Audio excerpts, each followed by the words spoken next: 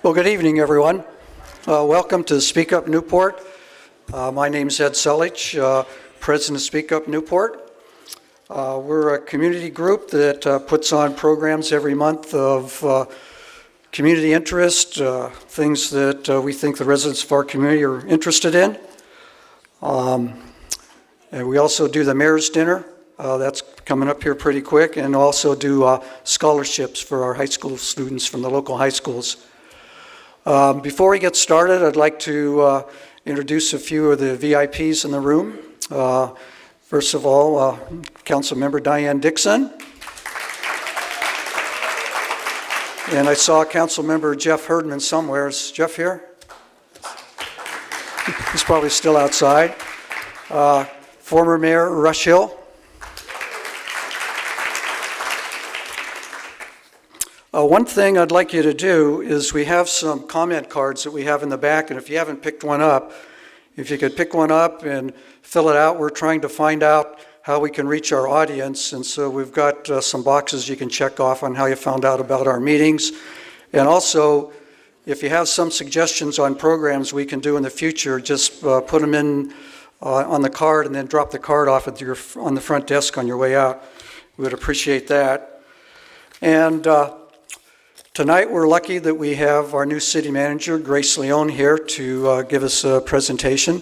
And before I introduce Diane Dixon, who's going to introduce Grace, just like to say that I was the mayor when we hired the former city manager, Dave Kiff, and I got to give him the news that he got hired as mayor.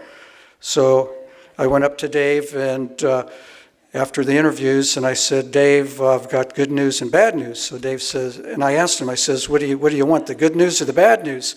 And Dave says, well, he's an optimist. Well, I want the good news. And I says, well, Dave, the good news is you got the job. And he looks at me and he goes, well, what's the bad news? And I said, Dave, you got the job. So Grace, you've got the job. Diane. Well, thanks, Ed. That's great. And it is a pleasure to greet all of you. It's such a great turnout tonight. Thank you all for coming and to see and hear and meet Grace. And I'm very proud to introduce Grace. We began the process to recruit a new city manager. Many of you know that was last May, and we involved the community in putting together a list of what do we want in our city manager? I don't know if you know all that there was a community online survey. So we wanted a wish list of experience, capabilities, personality traits of our next city manager. And it was quite a list. And we sought an individual with executive level experience in a full service city, California preferred, strength in financial management was key, and an advanced degree. And we needed a strong leader. This was Newport Beach's wish list. Okay, a strong leader who could work collaboratively, a problem solver who thinks out of the box. And we needed to have a can-do person with a can-do attitude, someone confident, energetic, positive, straightforward, and decisive. Would you like to apply? And they needed to be politically astute while being apolitical. And we also wanted to find someone kind, ethical, respectful, who could easily fit in and work with our community. And we wanted someone, most importantly, to have a sense of humor. We were aiming high and hoping to find someone with most of these attributes. And I'm pleased to say we found someone with all of them. 10 weeks ago, Grace Leung became our city manager. She reports directly to the 7 of us council members and directly oversees 11 of our 13 city departments, leads a staff of more than 700 full-time employees, and manages a nearly $300 million budget. I'm confident you will find that we have found a competent, more than capable executive to lead our organization, to lead your organization into the future. And she has a great sense of humor. So it's my pleasure to introduce Grace Leung. Thank you for joining us, and thank you for being here this evening to Speak Up Newport.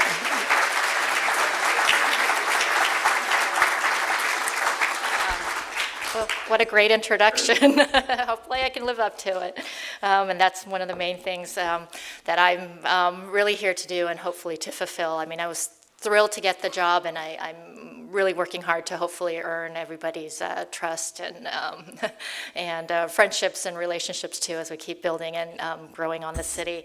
So I have a presentation. I'm going to go through a little bit about myself, talk a little bit about what I've seen so far, and then go through some of, just highlight a little bit on our finances and our some projects and topics going on right now for us. So starting with about myself, I think some of this perhaps you've already seen through the newspaper or other places, but I'll just go through briefly. So I did grow up in Southern California. I was born in Korea. Came over when I was 9 months old, so been here since then. Grew up in Hacienda Heights, a suburban city, and being from a suburban city, I decided I wanted to go completely opposite when I went to college. So I went to New York City, which was completely opposite of being in Southern California, but it was a fantastic experience for me. I think it's really where I started to think, gee, the interest in cities came about being in a city like New York, and to say, how does a city like New York run and be managed and grow and develop, and really started to see cities as their own kind of being in themselves, like an organic place, and what all it takes to grow and evolve. And so I became an urban studies major in college, so continued that focus, and then from college went right into grad school to get my master's in public policy at Harvard. And I was very fortunate when I was at Harvard, one of my career advisors turned out to be a former city manager up in Northern California. So he really put my thought into, as a career to city management as a potential career path for me. So I actually might be one of the few people who stayed into the career that I actually started in, that I got an education in through. So from getting my master's, I was fortunate to, I also knew the East Coast was great, but I was going to come back to California.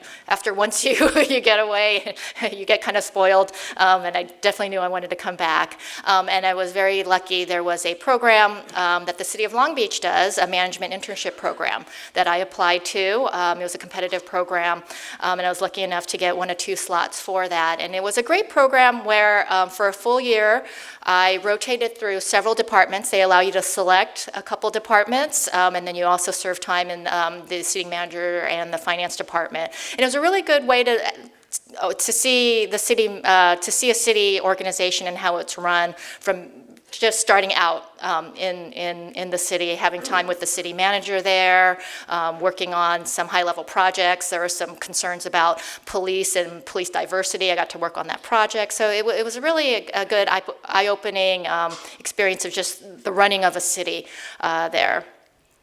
So I spent 2 years in Long Beach, and then I actually ended up moving up north to the city of Sunnyvale. I actually had a boyfriend at the time, so I ended up knowing I wanted to relocate. And I spent 18 years in the city of Sunnyvale. Moved up for the boyfriend, but he was long, tossed him out, but kept the city job. So that was my longest relationship up in north. But 18 years was it was a long-term experience where I really feel like Sunnyvale is where I professionally grew up. And really, I started there as a budget analyst. I had my eye on becoming a city manager eventually, but I thought finance was a good way to go because it's where, everything involves money. You're going to touch everything across the operations, and I really did. Sunnyvale was a great experience in that it had a strong financial discipline, long-term planning, a planning and management system there that I really learned, and I was able to grow and develop. I started as a budget analyst and moved on up, became a budget manager, did some internal audit, and eventually became the director of finance and was a finance director for about 6 years, and it was a terrific experience there. But being in a city for 18 years, I started to think, okay, what are my next steps from here? Do I want to make that next jump and become a city manager? And started to think about, do I want some experiences in some other areas as well? And a job opened up in the city of Irvine that caught my eye. It was an administrative services director that managed not just finance, but HR and IT. And I applied and got the job. It was a big experience after 18 years to go into a new city, but I really found it to be kind of a refresh for me. And I think sometimes you get comfortable in an organization, and I really thought, hey, am I good at my job because I've been here for so long? And I think it was very empowering for me and confidence building to move into a new city and be successful there. And in Irvine, I spent about two and a half years there, and moved up to be assistant city manager after 8-9 months. And that was a very eye-opening experience to move from a department into the city manager's office now and to be overseeing operations. So I really enjoyed that. Really, that's where you get to really work with the elected officials more directly. And then I became acting city manager when the city manager retired. So that was very good, but I was looking for the right city for me to become city manager. Having worked in cities now for over 22 years, I wanted the right place where I felt it was a good community, there was support with the city council and with community members, a great staff, and this opportunity in Newport Beach came up. And Dave Kiff actually reached out and talked to me about, hey, this might be something you could be interested in. You should check out it. It's a great community that maybe on the surface you think of it as just there's some stereotypes of a wealthy, coastal community, and there's a lot more depth and complexity there that you might want to look into. And I did, and I got really excited about it. And I feel so fortunate to have gone through the process and then to come out and be selected by the city council and have a unanimous vote there too. And it's been great, really great so far. I think I spent a little longer time on this slide than I've been to. Just a little bit more about me. My family, we do live in Irvine, so we moved down, and my husband Jim, and I have 2 kids, Skylar, who's 12 and in middle school, so she knows everything now. Yeah. And my son Miles is 9, so he's in 4th grade, so I think he's just on the cusp of becoming the older kid, so I kind of hang on to him a little bit as a young one, but we have a lot of fun together. There's a lot of activities, so it keeps the both of us busy, Jim and I, and I'm very fortunate. He works from home. He's a website marketer and hosts websites, so he's able to take on really a lot of the heavy lifting with the kids' activities, and that's so I feel very grateful to have a partner that I can really work together and feel all that support. That picture, by the way, on the family picture is a summer vacation where we went to the Grand Tetons and Yellowstone, and I'll always remember that trip, particularly with Newport Beach, because I did my 2nd round interviews while I was in Yellowstone. And got the call that I was selected while I was there. So I have very fond memories of that trip there. My first, it says first 90 days. I'm not quite there yet. I think about 10 weeks in. And it's been a little bit of a whirlwind. There's a lot of days I get home and I'm like, I am so exhausted. My brain is just filled up to beyond. But it's been really great. I like the picture of Dave doing a handoff of the proverbial baton to me. I was very stressed that day that I was going to drop the baton. So luckily, but Dave is good. He made sure he got it into my hand. He's been great, been very good.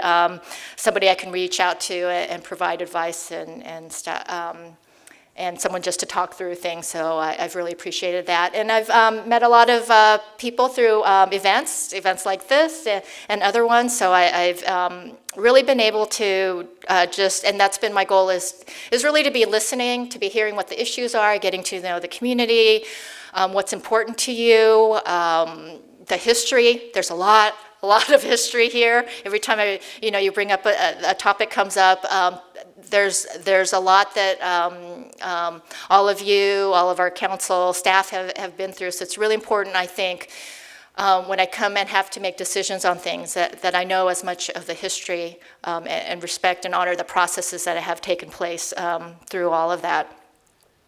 there. And I feel very lucky too. It's, you know, one of my first impressions, and where I knew coming in, and it's been confirmed, it's a really high-performing, well-managed city. So I just feel, I feel grateful to be able to come into it. I feel a weight of responsibility to make sure it continues and grows from here. And it's really given me the opportunity to take the time to get to know the community too. So I don't have to be in a knee-jerk reaction with things. I can take time and be deliberative and approach things hopefully with care and with understanding, which is how I like to deal with issues that come my way. There's a really, really strong management team here at the city. I have great there's great directors at the executive level. There's great staff throughout. Really high level of customer service mindset here. Probably the highest I've seen in all the cities I've been to. And I say that with being in cities that were very high performing. I feel this is of the highest, and I'm very grateful for the great staff that are here. Really supportive city council. Like I had said before, it was a unanimous vote. I think with all 7 that I've been working with over these last 10 weeks have been extremely supportive, open, working together, and I see all the council working collaboratively with staff. It's a really good energy together. I'm really enjoying that. And then most of all, and probably the highest, is the engaged and active community and the community members here. Really high level of engagement. Really, so many really smart people are in Newport Beach and invested and have taken time to know and care about the community. And I've had so many people come and talk to me, want to reach out and have meetings. And I get over and over, hey, I'm here for you. If you need some advice, if you need to, you know, get the lay of the land on things, if you need background, please call on me. And I've heard it countless times, and it's really special, and I really appreciate that. And you know, you don't get that in all communities, and to have that here, it's just wonderful. And then probably most of all, what I've learned over 10 weeks is I still have so much more to learn. There is so much that's involved in here. I love this full-service city, and we have a little bit of everything in this community. And the Coastal Commission's a whole new area for me, so there's a lot to learn there. The involvement with the airport and dealing with issues there. Just a lot going on, and a lot to still get to know. So my initial focus, there's a lot of topics and projects and things to work on, but what I'm keeping in mind as I'm going about my business is communications is one of the primary things. I want to make sure that we are effective and transparent in what we do and how we communicate information out. I think communication is a constant learning curve. You know, different people take information differently. It's fast moving. There's a lot of different information coming at different, you know, levels. And how do we do that in a effective and efficient way? One of the things I did just in the past couple of weeks is I've retooled the city manager's newsletter. This Week in Review comes out every other week, highlighting major items that staff's been working on, things to give a heads up on. We have it on our website, and we'll continue that. I'm still continuing the Insider's Guide to give a little overview of the the city council agenda items, and I'm continuing to look at ways that we can improve our communications and build upon that. Organizational culture, we have a great team, but one of the things I think it's always good to be mindful of, particularly when you have a changeover. Dave Kiff was here for many, many years, and I need to acknowledge that's a transition for the organization, and really want to make sure I'm building a workforce and a culture that has trust amongst ourselves, a teamwork kind of spirit, that while we have all these various departments, we are one city. a lot of times when residents and then others on the outside are calling in, they're just thinking of the city, not it's the community development department or public works or police or fire. We need to think and be together as one team and really working in that kind of culture. And I think it's important to have that trust and teamwork because there's a lot of challenging issues to deal with, and we need to think creatively and innovatively. And I think that works in a culture where you have the trust and teamwork to be able to push forward those kinds of solutions and ideas. And then setting priorities. I think this is one of the challenges I've felt in many cities is finding that right balance. You want to be responsive to the community, but balancing the day-to-day work of the reactive with making sure we're also being strategic and proactive in how we're approaching issues and where we're wanting to go as a city. So keeping the kind of bigger framework in mind and balancing that. And there's a lot of stuff to work on. There's a lot of feedback, from the community, and we want to provide a high level of customer service. But I think we want to make sure we're thoughtful about how we're doing that. And right hand, left hand knows what they're talking about as we're moving forward. Okay, so I'm going to switch over a little bit to talk about what we're working on. I'm going to start with just a little bit on our financials. And this is my comfort zone too, so I was like, I got to put some numbers in because I know numbers if nothing else. This is our general fund revenues for this current fiscal year. Our fiscal year runs July through June. And our general fund revenues, you can see, we're about just over 200 million. And we have our top 3 revenue sources being property sales and our transient occupancy tax, which is our hotel tax. And I'll just talk about those a little briefly. So this actually shows through 3 months in the first quarter. The numbers are a little low because of the way revenues come in. They don't come in 1/12 through the year. So we are on track right now. With our budget numbers. Our property tax, as you saw from the previous chart, it's a top revenue source for us. It represents about half of our general fund revenues. I like that from the finance side. Property tax is a very stable revenue source. It's a strong, stable revenue that when there's economic cycles, it moves slowly in changes. So that's a good thing. You don't want the revenues that have the high peaks and lows, and to have half of our general fund revenue on property tax means we're very stable and secure there, and growing. So we, in this year, saw our values increase, our taxable values increased by 7.2%. So that's a very good thing. And that resulted in the latest years being about 3.9 billion more of assessed value being added on. So very strong property tax base in Newport Beach. On our sales tax, it's about 34.6 million. This is also a nice distribution you want to see. These are the different sectors that we get property tax, sales tax revenue from.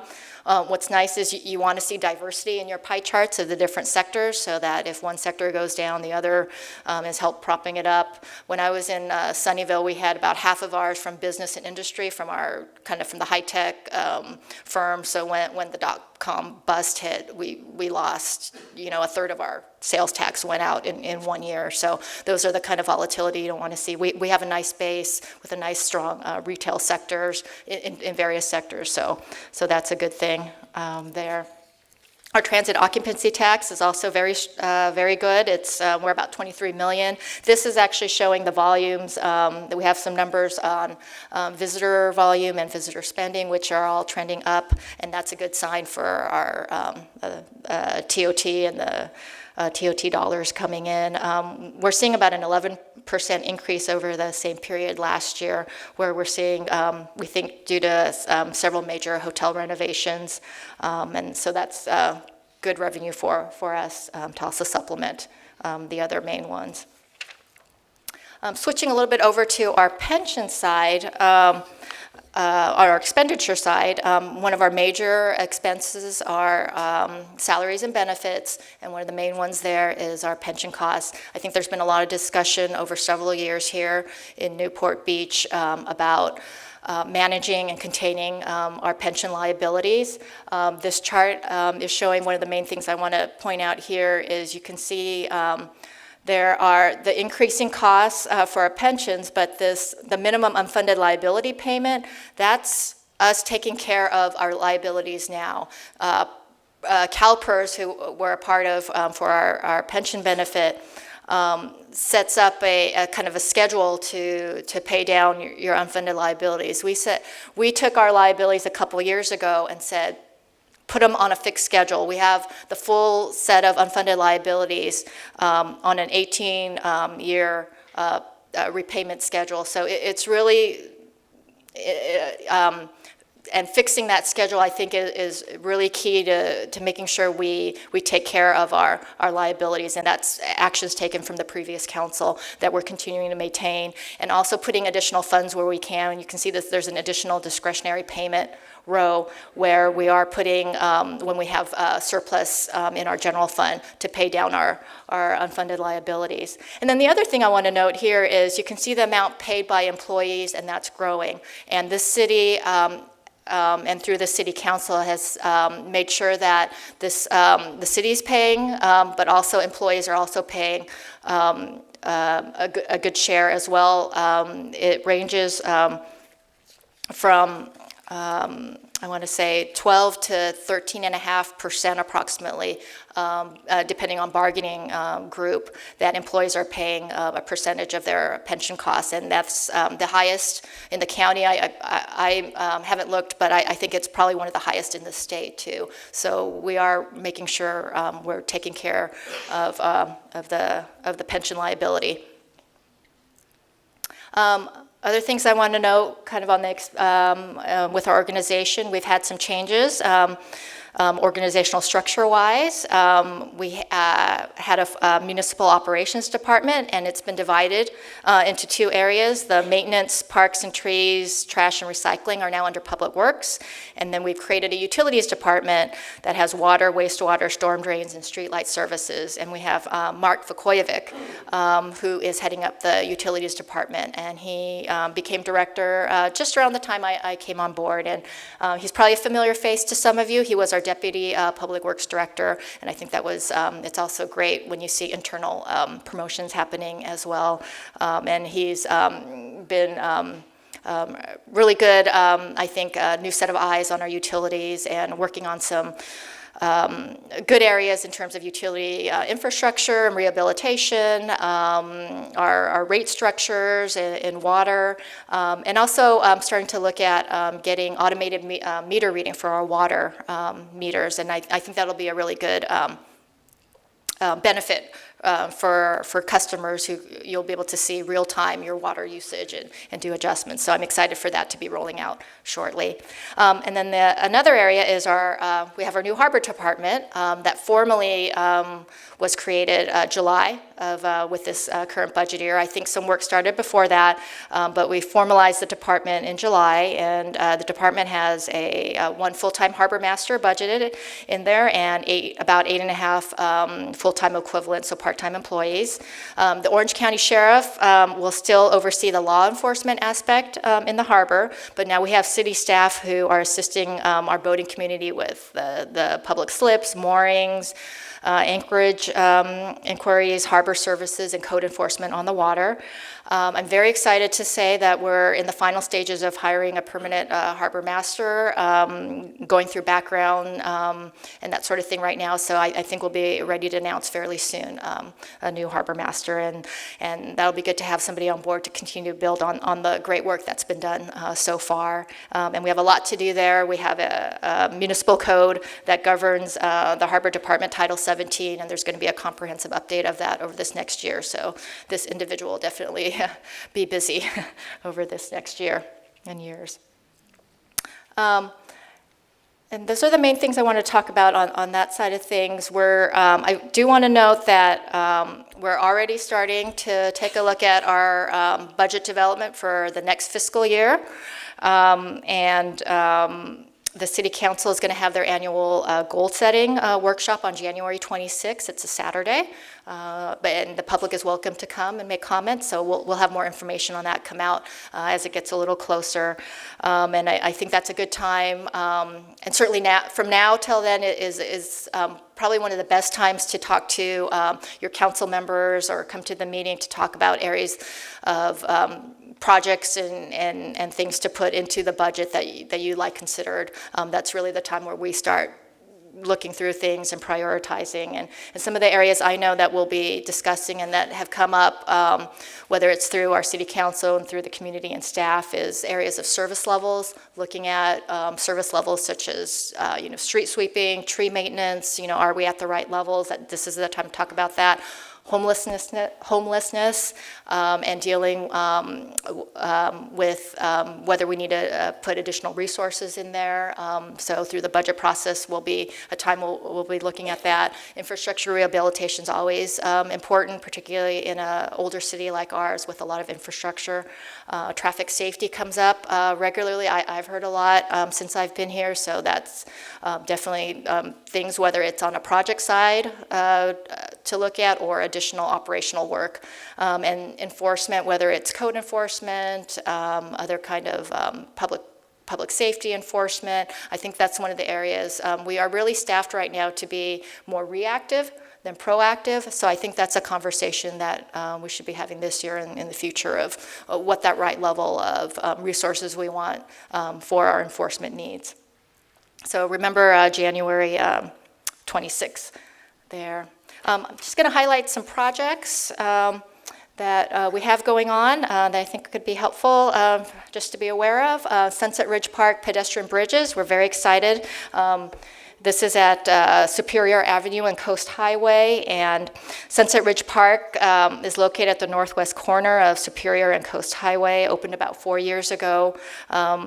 Through some past work and getting caught up a little bit in the debate over with the Banning Ranch project, and we ended up not having a on-site parking for the park, and so unfortunately people are having to cross over rather busy intersection there. So the great thing is we did get grant funds in $2.3 million to build the pedestrian bridge, so we're embarking on that, and we're also looking for grant funds for a second bridge to help over the West Coast Highway to build a bridge there as well. So I think that will really enhance both pedestrian safety but also traffic flow and circulation.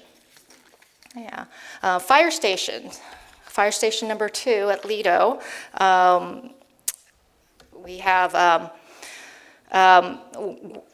just embarking underway on this one. As you know, our current fire station 2 is behind the new Lido House Hotel, but it's small and has some issues with how to maneuver on and off. So we ended up purchasing the old McDonald's site at 28th Street, just down the way a little. And we're in the design phase, and there's some design features that have gone out for input from the public, and right now it's looking like we're down to the two top ones up there. So we're still working through on design there. A second fire station that's well on its way now is the one at Corona Del Mar, Fire Station 5, affectionately called the Fibrary, because it's the fire station and library together, and that's moving along really well and looks to be completed the summer of 2019. So really excited about that project there and this next summer. Airport. This is definitely a high topic. Well, I think it has been a top priority, will continue to be a top priority for the city. I have kind of jumped in, I think, feet first in this one, or maybe I was pushed in, I'm not sure. And certainly we on the city side, our city council, are definitely working to make sure that we limit the impacts of the airport on our quality of life. Currently working on identifying the quietest, safest, and cleanest departure procedures out of the airport. We know what's going to have the biggest impact is the fleet turnover to quieter aircraft, but that will take time. So we want to really pursue and are pursuing what are some interim, shorter term solutions for that. We hired a noise consultant to take a look at gathering data on noise impacts of different type of aircraft. We've been working and reaching out to air carriers to go over this data and hopefully finding some quieter departure procedures on the short term that hopefully can be implemented. Other pieces of the on the airport side is there's the 5-year Federal Aviation Authority reauthorization bill was recently passed by Congress and signed by the President. We had a lot of work done by Councilmember Dixon, Councilmember Herdman, and Councilmember Muldoon on going out to DC and really championing getting noise and environmental impact protections and elements into the bill, and we're successful in doing that. So now we're monitoring through on the bill to see, it's always the proof is in the pudding of how things actually get implemented. So we'll be staying in close touch on that one. Another good thing I think we're working on here is developing a local public affairs strategy to help us work with our local officials, particularly on the county side, on airport issues and impacts, and it's particularly timely right now. You may be aware that the county recently released a draft EIR about their general aviation improvement plan. We've just submitted comments. They're on our website, just got posted today on that EIR, but we know we need to stay very involved and talk with our, on the County Board of Supervisors about this as well. So we'll be continuing to monitor that EIR and where the project for general aviation goes over time. And here's where we have on our website where you can stay informed on the issues. Another area that we heard a lot from the residents community side, it probably looks very familiar, a lot of construction activity. The great thing about our property tax revenue numbers means our valuations are going up, means, greater increase in our values, but probably the downside, that means there's a lot of construction going on to create that value. So here's the downside of it. So we did hear you. We've put together a proposed program that would potentially put some limits, limiting construction hours on Saturdays, getting more parking enforcement, more contractor education, more noticing. So our community development department's been out there meeting with community groups to talk about these proposed changes, and we're going to be bringing that back to council for consideration after getting more community input.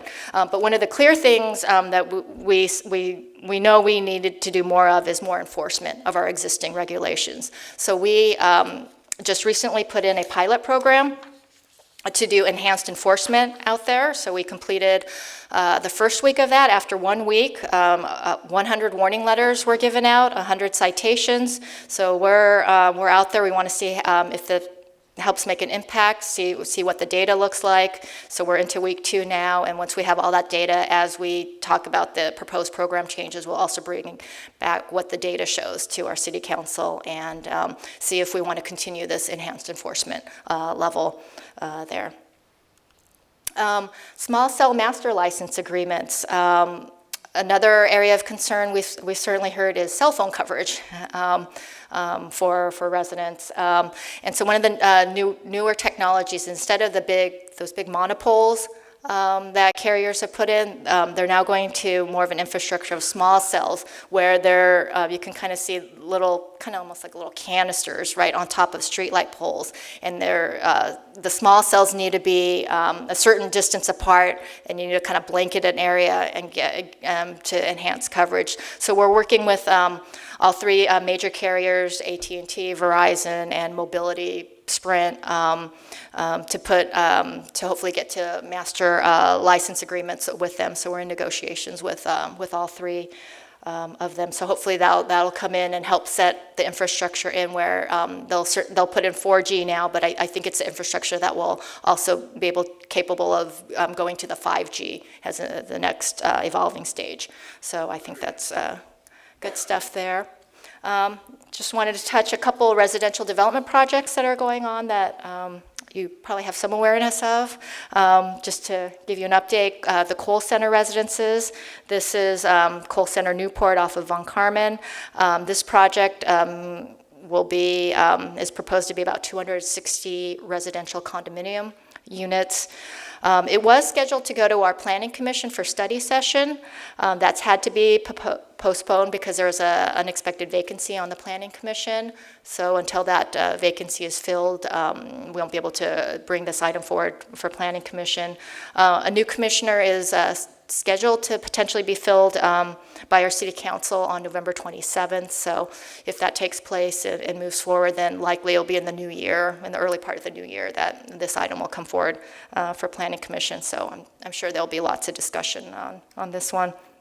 Uptown Newport, another residential project located near the Koll. It's 462 rental units, and it's currently under construction and should be finished sometime in mid-2019 there.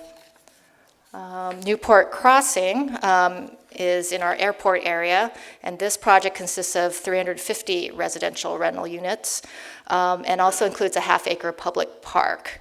So this is just starting off, really. The developer is currently working on a draft EIR, should be released at the end of this month. So that will continue the process, and it's coming forward for a study session with our Planning Commission on December 6th. Another area we've seen is there's several senior assisted living projects coming in. I think that's a trend. There's certainly a demand with the aging population and the demographics. And just want to highlight just quickly 3 projects that we're seeing. This Atria senior living is under construction near Hoag Hospital, and it'll consist of 127 assisted living units and 42 memory units. There. Harbor Pointe Senior Living near Bristol in the 73. The Planning Commission will be reviewing this 120-bed project also on December 6th. And finally, this is called Vivante Newport Center Senior Living. This is on the Museum House site.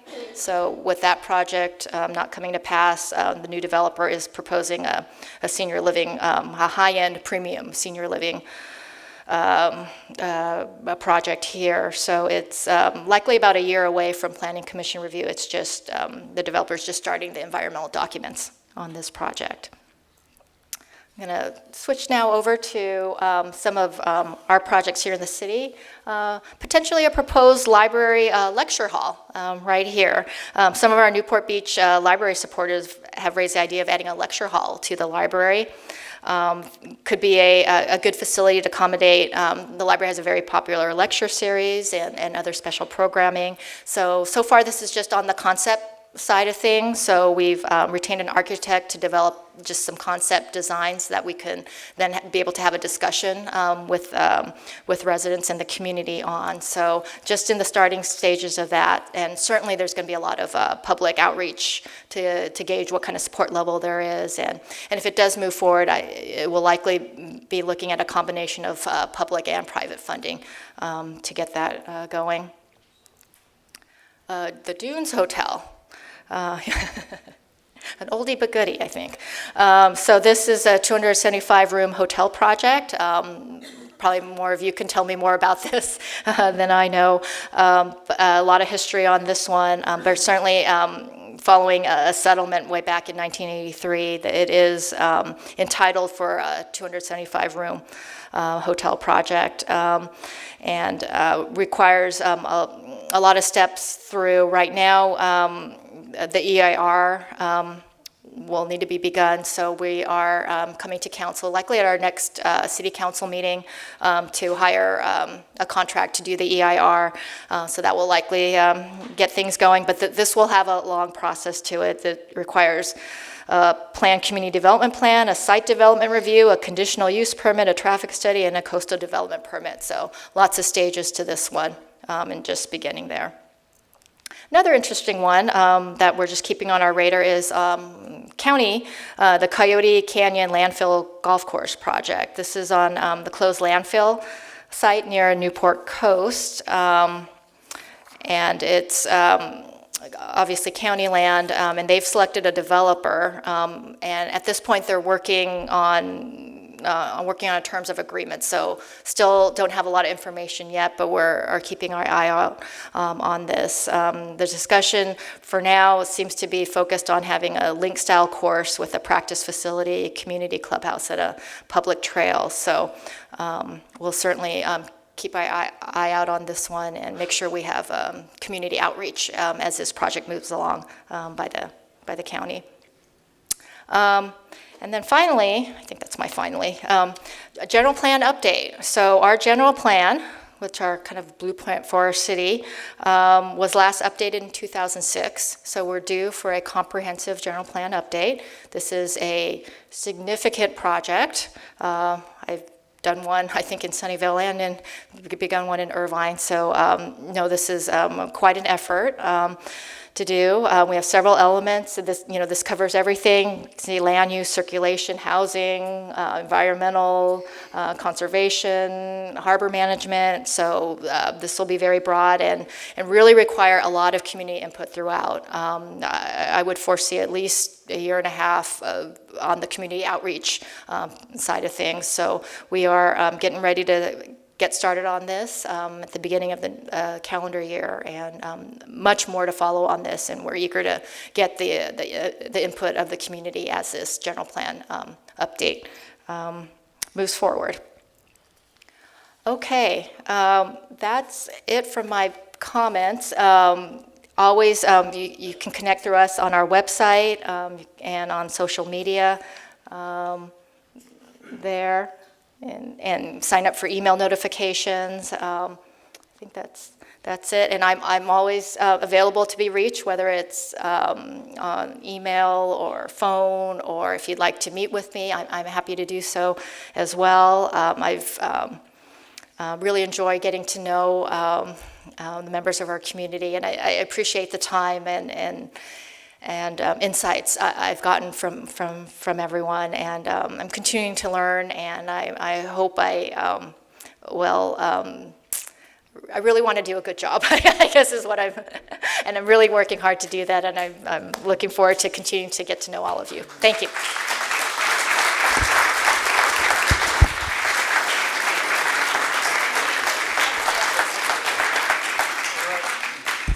Okay, Grace has some time to take a few questions here, so. Yeah, I got one. What are the two departments you don't oversee? Okay, wait for the mic to come. Go ahead, Jim. Hello, Mike. What are the two departments that you do not oversee? When Diane made the introduction, she said there's two departments you don't oversee. Oh, city attorney and city clerk. Those are my colleagues. So the city attorney's office and our city clerk's office. Yeah. Everyone else, you can come through me. They're the ones that might need the most oversight. No comment. Thank you for all the update, and welcome to Newport Beach. We're glad to have you. There's been a lot of things going on with the Harbor Department the last year or so. Yes. A lot of changes, some controversy. You're looking for a new harbor master. Can you give us a little update with some of the challenges you're facing with the harbor? It's a very valuable part of this town, $300 million revenue generator, and there seems to be a bit of controversy right now. Oh, yeah, absolutely. I agree. It's a tremendous asset to our city. It's really kind of our gateway and part of what Newport Beach is. I do outrigger paddling, so I'm out on the bay and the harbor quite a bit, and certainly value that. I think there was quite some period of neglect probably over the management of the harbor, particularly being over the county. So I think in that transition and bringing it back in is to make sure we establish good rules and regulations and then enforce them consistently and fairly throughout. So I think there's been a lot of work to develop that as a groundwork there. And certainly it's been invaluable to have some of the interim staff that we did, including Dennis Durgan, who did, with his wealth of knowledge and experience, specifically in this harbor to help get that started has been quite invaluable. And I think now moving forward, making sure we build upon that and have a good management structure over that department and to continue to move forward on those efforts there. Thank you, Grace. Thank you for your presentation. Oh, Pension services. I've read recent reports and reviews about difficulties with CalPERS, including just firing their president because of problems with choices of investments. Are we tied to CalPERS, or are there alternatives for the city of Newport to handle their pensions? We are tied to CalPERS in the sense that,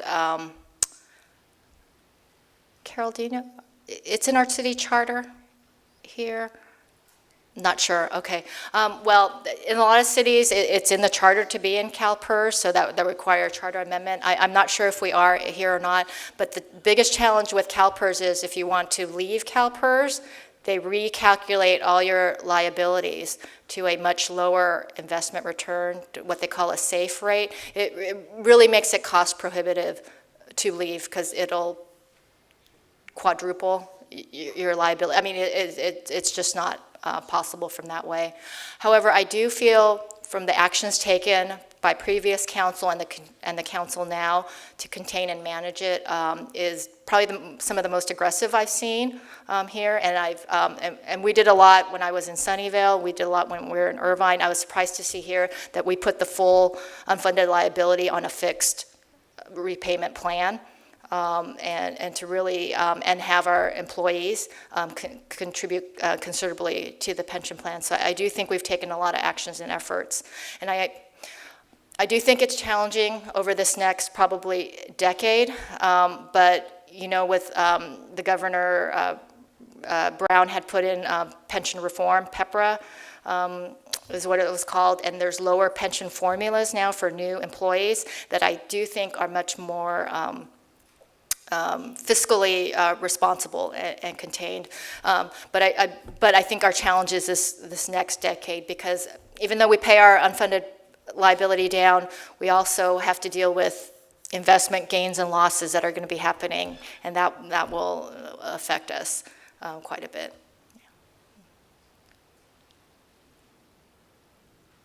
Any other questions? All right. Well, thank you, Grace. Oh, thank you.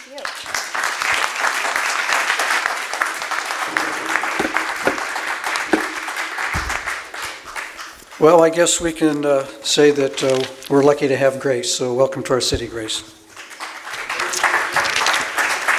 Amazing Grace. So next month, we're not going to have a program. We go dark, so go enjoy the boat parade or holidays with your family. January the 9th, we're going to do a program on homelessness. There'll be our second program on that, and we're going to be back up in the community room for that one. And then be sure to put on your calendars February the 7th for the Mayor's Dinner. That's going to be at the Marriott, and you can go on www.speakupnewport.com to get your tickets and make your reservations. And then finally, want to thank the Bungalow for that early Thanksgiving dinner. Hope everyone enjoyed it. And that's it for this evening, and we'll see you in January.